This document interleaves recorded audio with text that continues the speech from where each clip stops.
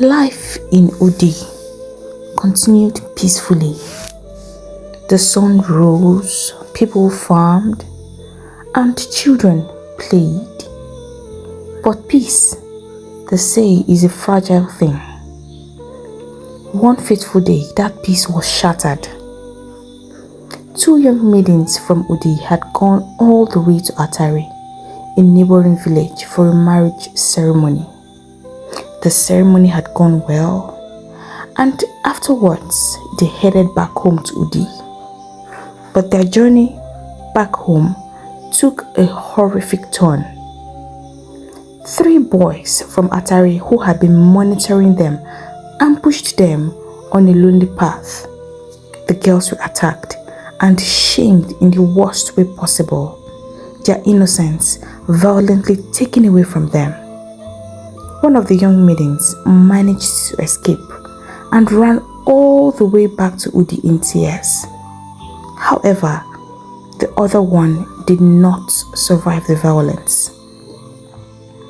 The news spread through Udi like fire, and a deep, angry silence fell over the kingdom. King Ajasa was furious when he heard what had happened.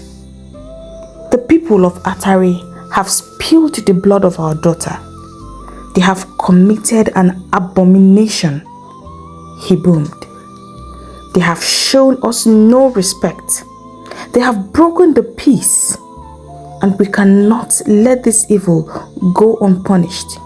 We will show them that the people of Udi are not to be trifled with.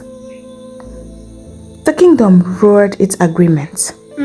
Drums of war began to beat. King Ajasa, though older now, put on his armor. He would lead the warriors himself. The battle was fierce but short. The warriors of Udi, led by the mighty and furious King Ajasa, were like a storm. They crashed into Atari, and the enemy fighters could not stand against their strength and anger. Udi was victorious, as always. But sometimes, victory came with a terrible price. In the heat of the battle, while fighting bravely, King Ajasa was struck by a lucky spear from an enemy warrior. It was a deep and serious wound to his side. The king's men quickly surrounded him, fighting off the last of the enemy. They carried their victorious but bleeding king away from the battlefield back towards Udi. The joy of winning the fight was instantly replaced by a new, fearful silence. The mighty king, their protector, was hurt, and the wound was very, very, very bad. The best medicine men from all over Udi were called. They worked through the night, using every herb and prayer they knew. But the king's wound was too deep, and he had lost too much blood. Before the next sunrise, their brave King Ajasa took his last breath. A great cry of sorrow rose from the entire kingdom. The people of Udi wept for the king who had protected them and kept them safe, and paid the price for their own protection with his life. The village was plunged into a deep, sad mourning. As was their custom, the king would be buried on the 8th day after his death. And according to tradition, a young virgin maiden would be buried with him. Her spirit would journey with the king into the great beyond to serve him forever and keep him company. The death of the king made a wicked idea bloom in Agba's mind. He saw a perfect chance to get rid of Olido forever. He quickly gathered the family elders. "My brothers," he began, "the gods have handed us our solution. We do not need Dede's help anymore. The king needs a maiden to accompany him, and who better than Olido?" The men looked confused. Ago, what are you saying? The gods chose the maiden, not us. Ah, Ago said, his eyes gleaming. But we know the man who speaks to the gods, do we not? We will visit Ezemo, the chief priest. We will offer him 2 heavy bags of gold. All he has to do is to declare that the gods have chosen Olido. It is that simple. Ago, one of the men interrupted. 2 bags of gold. Where do we get such? That is a lot of money. Haba, Ezudo. Is it not money they used to look for money? Ago asked. I have 1 bag of gold. I'm sure that you all can put together 1 bag within yourselves. The men were silent for a moment. Then they agreed. It was a tricky and dangerous plan, but it was perfect. They went to see Ezemo, the priest who was the link between the people and the gods, and they told him their plan. At first, Ezemo was horrified. This is an abomination, he shouted. You would use the king's sacred death for your own selfish game? I will never be a part of this evil. Leave here this instant and never return. But then Ago showed him the 2 large heavy bags of gold. The gold shone in the dim light of the hut. These will be yours, Ezemo, if you do us this small favor. Ezemo stared at the gold. His anger slowly faded, replaced by a greedy light in his eyes. It was more wealth than he would see in his whole lifetime. He was silent for a long time, fighting a war inside his heart between his duty and his desire. Finally, desire won. He looked at Ago and gave a slow nod, with a mischievous smile on his face. It shall be done, he said. The men left smiling. Their obstacle would soon be gone forever. The night before the 8th day was the longest Udi had ever known. In every hut, families sat awake, holding their daughters close, listening to every sound in the dark. They prayed the morning would not bring a visit from the priest. When the sun finally began to rise, the fear only grew heavier. And as the first light touched the village, Ezemo, the priest, emerged. Behind him walked 2 of the king's warriors. Their faces were like stone. Together, they walked through the silent, terrified village.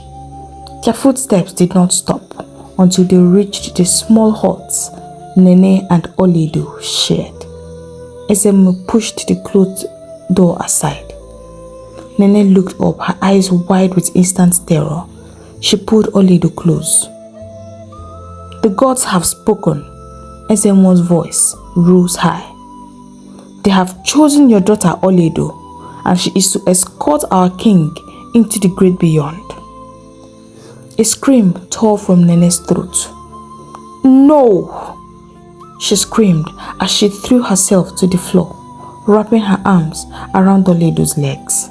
Please, do not take my child. Take me instead. Please, she's all that I have. Olido stood there frozen, tears streaming down her face. She looked like a beautiful statue of despair. You have no use to the gods, woman. It is the will of the gods, and I cannot interfere, Ezemo said, without any feeling. He nodded to the warriors. The 2 men stepped forward, gently but with unmovable strength. They pried Nene's desperate fingers from her daughter, and then they lifted the weeping Olido into the air and carried her away as she began to struggle. Nene's screams of agony echoed through the village. The terrible sound was a sign to everyone. Neighbors looked at each other, their hearts sinking. It is Olido. The whisper flew from hut to hut. They have taken Olido. The news reached Lutana's hut just as he was waking up. His younger sister burst through his door, her chest heaving with panic. "Brother, brother," she cried. Lutana sat up annoyed. "Why are you running like a wild animal?" "It is Olido," she gasped. "The priests said the warriors. They took her. She's the one chosen for the king." For a second, Lutana's mind went completely blank. He could not understand the words. Then the meaning hit him like a physical blow. He jumped from his bed. Without a word, he pulled on his clothes and ran. He ran faster than he ever had in his life, his heart pounding against his ribs like a drum. He crashed through the gates of the palace compound. The other warriors standing guard could not meet his eyes. They looked at the ground, their faces filled with shame and pity. Their silence confirmed the horrible truth. His legs felt weak, his heart shattered into 1,000 pieces inside his chest. He wanted to fall to his knees and scream at the sky, but he did not. He couldn't. He clenched his jaw. "Where is she?" he demanded. A warrior simply pointed towards a small dark hut made of strong bamboo, a cage. Lutana walked over and looked inside. And there she was, his strong, vibrant Olido, curled up on the ground like a frightened animal. Her eyes were red and swollen from crying. When she saw him, she scrambled to the bar, clutching them with her fingers. "Lutana," she sobbed, her voice breaking. "Please, you have to save me. I don't want to die." Lutana reached through the bars and held her shaking hands. He tried to speak, to promise her he would fix this. But no words came out. Hot tears blurred his vision, and he blinked them away angrily. He, the mighty warrior of Udi, the second in command, was completely powerless.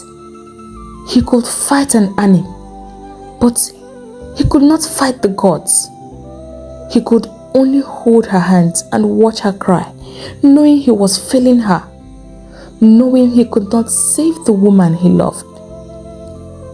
Lutana held Olido's hands through the bars, his own tears mirroring hers. He was whispering promises he did not know how to keep when a shadow fell over them. He looked up. 4 of the king's warriors, men he had trained and fought beside, stood over him. Their faces were set.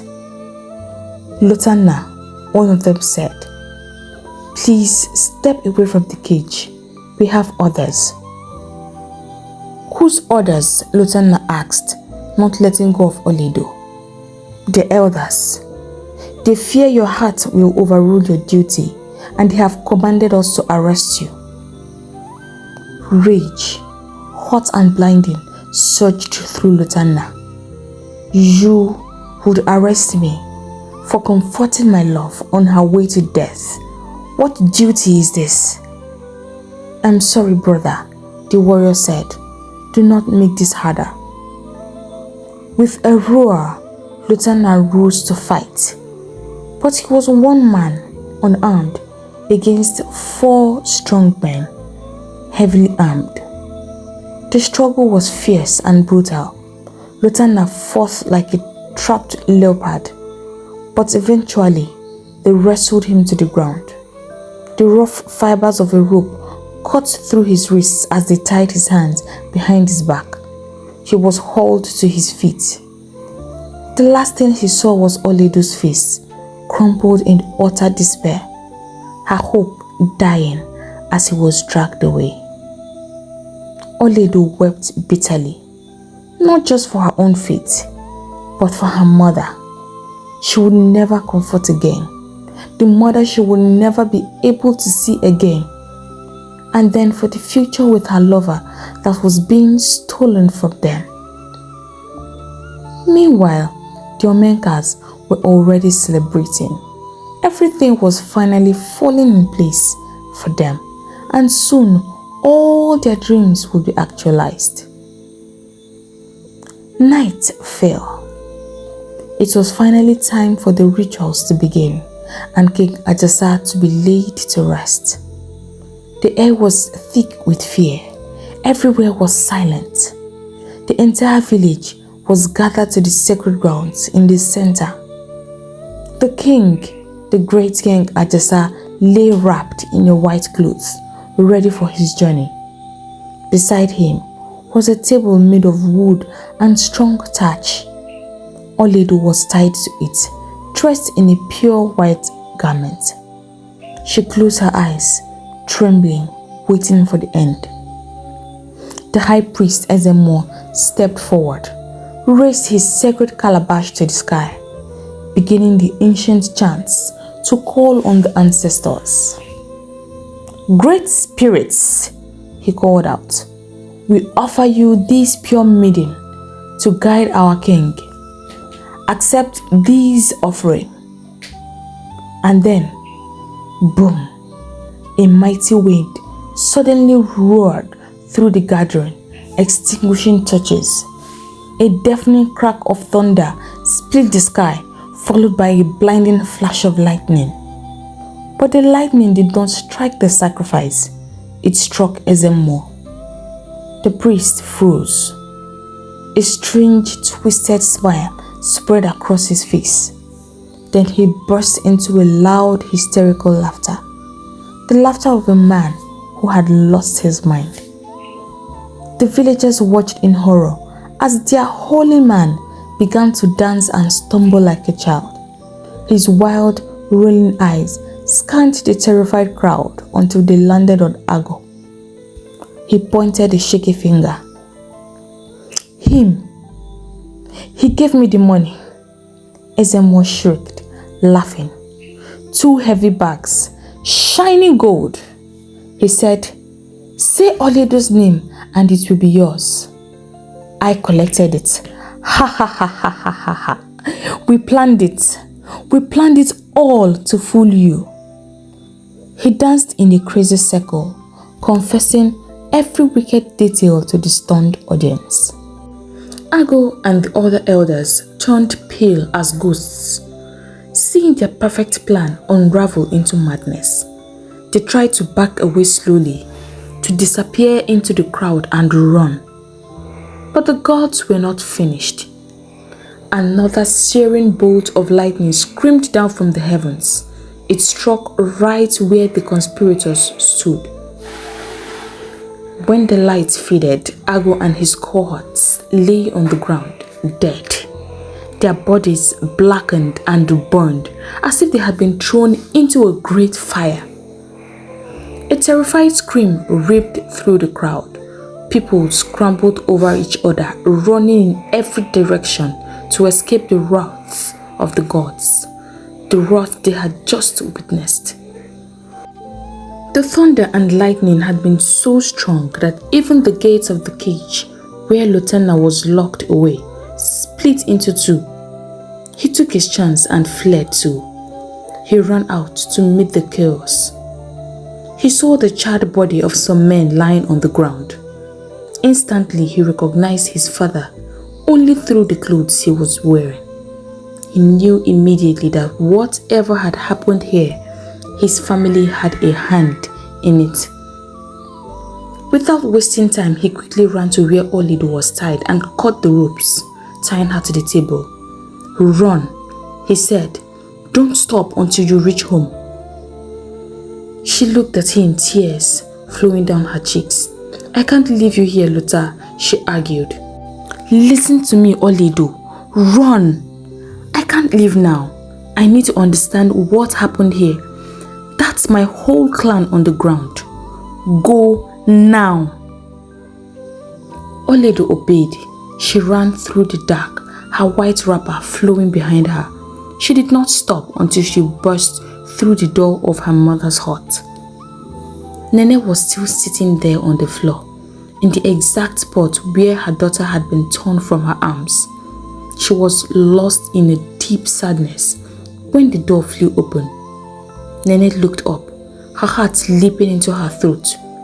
She saw a figure in white and thought she was seeing her daughter's ghost.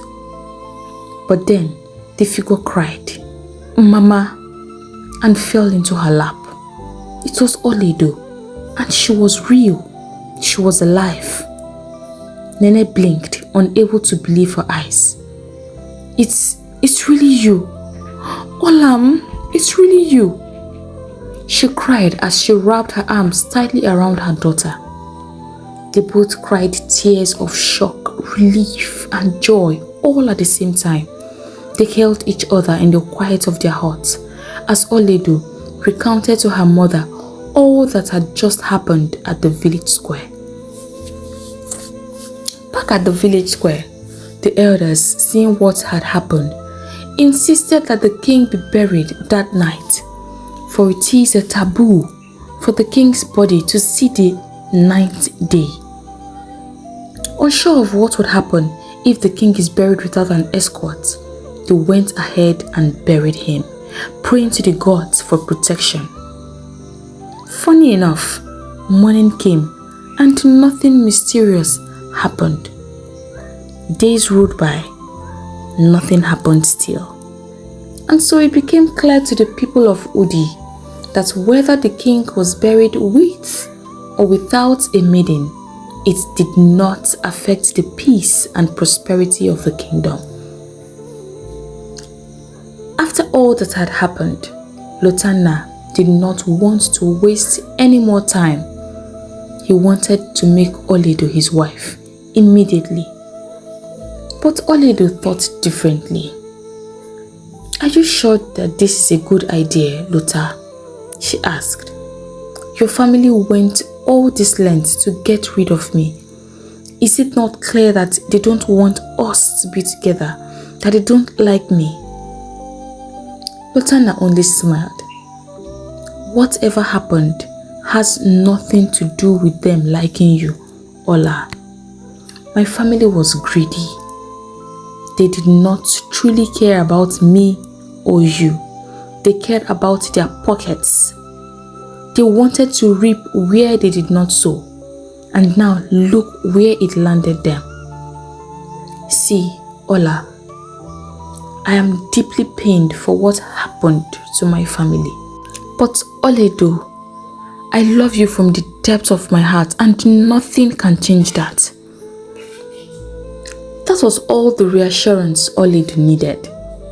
She accepted his proposal, and in the next 2 moons, Lutana and Olaedo were dancing happily before their village as husband and wife. It was indeed a big celebration.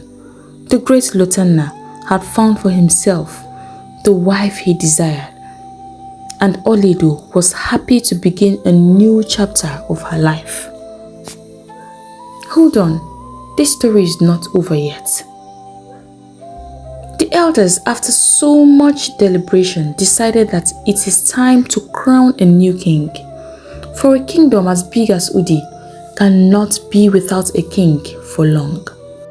However, based on all that had happened, the elders did not feel that the crown should be passed to someone from the Omenka clan. After all, it was them who caused the chaos in the village. To make matters worse, Ezemo, who should have consulted the gods on their behalf, had gone mad. And so in order to seek answers, 3 of the elders traveled all the way to Oguasa to consult Agba, the great seer. They wanted to be careful so as not to make mistakes. To their surprise, Agba made it clear to them that the next king of Udi would be Lutana, the son of Omenka. The elders were not pleased. "Great one of them said, "It is not right for him to be our king. Yes, he is strong and brave, but his family has done a great abomination against Udi. He cannot be our king. Agba only laughed and shook his head. It is his destiny. And if Udi goes against the will of the gods, there will be grave consequences. The men journeyed back to Udi to relay the message they had received. It was surprising that someone from the Omenka family was still chosen, but who could argue with the gods? Lutana was summoned immediately to the palace, but he stood before the elders and refused to become king. Find someone else, my elders. I have no desire to become king, he said, bowing respectfully. The elders insisted that it was the will of the gods, a will that Lutana could not refuse. Well, to cut the long story short, Lutana was crowned the new king of Udi, and his wife Olido was crowned his queen. Upon becoming the king, the first thing Lutana did was to abolish the law that made it that an innocent maiden be killed in the name of escorting a dead king to the afterlife. The gods have shown us that they value life, not death. They do not demand an innocent soul to escort a great king. That tradition ends today. From now on, no maiden will ever be sacrificed again. Our kings will journey to the ancestors alone, carried by their good deeds and our prayers, he said in his loud voice. The people cheered happily. Finally, their daughters would be free forever. Queen Olido, on her own part, did not forget her past either. She had finally gotten the opportunity to regain all that was stolen from her and her mother. She summoned her father's brothers, the men who had stolen her family's wealth. They came before the throne, their heads bowed in shame. Uncles, Olido said, her voice calm but firm.